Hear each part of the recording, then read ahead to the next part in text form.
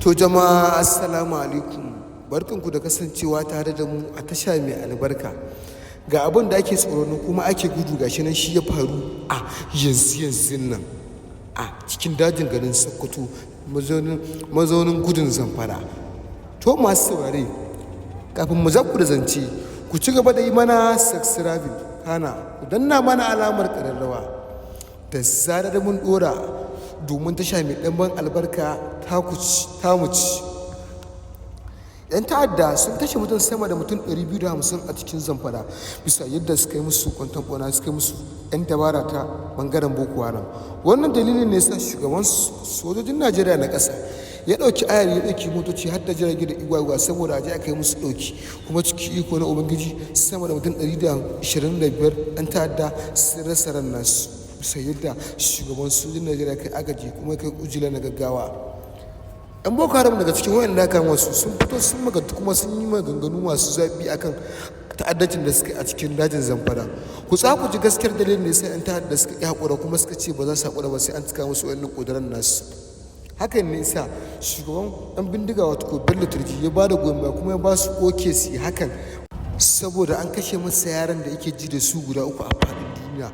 Turji ya fito wa duniya bayani tun a kwanakin baya kuma gashi nan mun ƙara maimaita muku bayanin a yanzu nan bisa yadda yake cewa akwai yaran sa guda uku wanda yake ji da su a faɗin duniya. Ya ce in ka cire iyayensa a duniya duk abin da yake da shi kuma ya mallaka babu sama da su a cikin zuciyarsa fili da na ɓoye. Ya ce babban yaron nasa wanda aka fi sani da taɓawa wanda aka fi sani sa da balewa an harbe shi bisa yadda aka kashe wani yaron nasa ya kira shi da baleru, shi ma baleru ya rasa ran nasa. Sannan kuma ya ce motar da ta jijjiga shi kuma ta tsaya masa a cikin zuciyarsa har gobe ke jin mutum nan ta rike cikin numfashinsa. Ya ce ba motar da ta ƙara girgiza shi irin kashe da aka kashe na jikinsa kuma jininsa.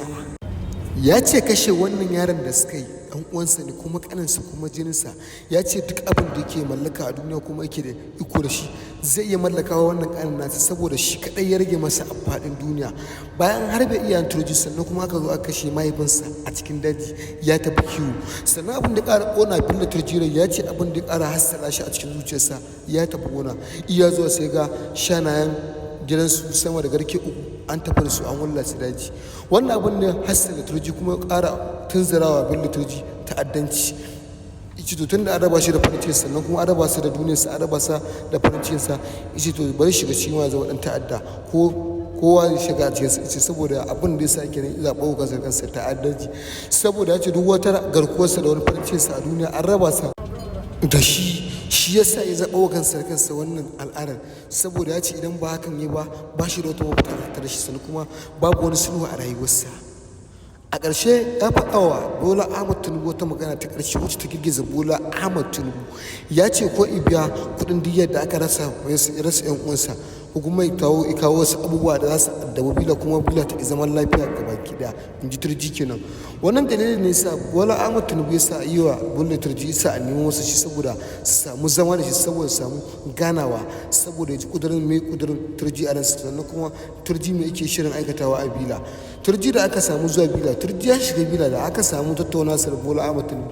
Ya faɗa wa Bola Ahmed Tinubu wannan kalmar. Ku tsaya ku biyo mu a cikin bidiyon nan ku ji abubuwan da suka fito daga bakin Bello Turji. Take yanke Bola Ahmed Tinubu ya kashe kansa saboda ya amince da ƙudurin da Turji din ya kora masa kuma ya sharɗinta masa. Bello Turji ya kora Bola Ahmed Tinubu sharɗin har guda uku kuma take yanke Bola Ahmed Tinubu ya amince da wannan sharɗin da Turji ya gindaya masa. Wannan hakan dalilin da yasa mutane suke zagin Bola Ahmed Tinubu saboda suna cewa babu wanda ke tsoro face dan ta'adda sannan kuma babu wanda ke shakka a duniya irin dan ta'adda saboda dan ta'adda ne zai kafa masa doka ibi kuma zai ce masa ayi kuma zai ce masa a bari hakan ne sa talakawa su ganin kamar Bola Ahmed Tinubu ba wannan suke ba sannan kuma talakawan Najeriya suna ganin Bola Ahmed Tinubu kamar baya sassani saboda abubuwan da suke abubuwan da yake nuna duniya kamar bai damu da rayuwar talaka ba sannan kuma kamar talaka ya mutu ko rayu wannan bai shafe sa ba.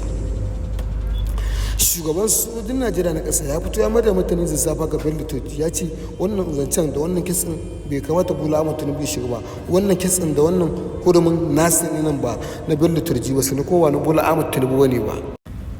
Ɗan ta'adda sun lashe takofi bisa yadda suke ƙara jawa 'yan Zamfara da 'yan Sokoto kunne suke ƙara faɗa musu ko su sa a dawo musu da jinin yaran su da aka zubar ko kuma su garin nasu wannan toka.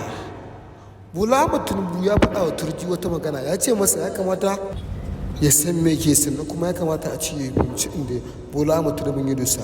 Bola Ahmed Tinubu ya faɗa masa wata magana, ya ce masa kai ya damu, ya faɗi duk abin da yake so kuma ya faɗi ko nawa yake so saboda ya ajiye ta'addanci, kuma ya faɗa wa yaran shi su ajiye ta'addanci. Ya ɗau alƙawari zai ba shi ko da ya kai nawa, har yake masa misali da ko da zai raba dukiyarsa biyu zai raba shi rabi ya riƙe rabi saboda ya bar ta'addanci, saboda ya samu kubuta daga zargin da ake yi wa Bola Ahmed Tinubu. Amma ku ɗauka abubuwan da suka fito daga bakin Bello Turji ya faɗa masa shi ai bai fara da gidina masa, kuma ya ce abin da zai sa ya daina ta'addanci babu abin da zai sa shi sai dai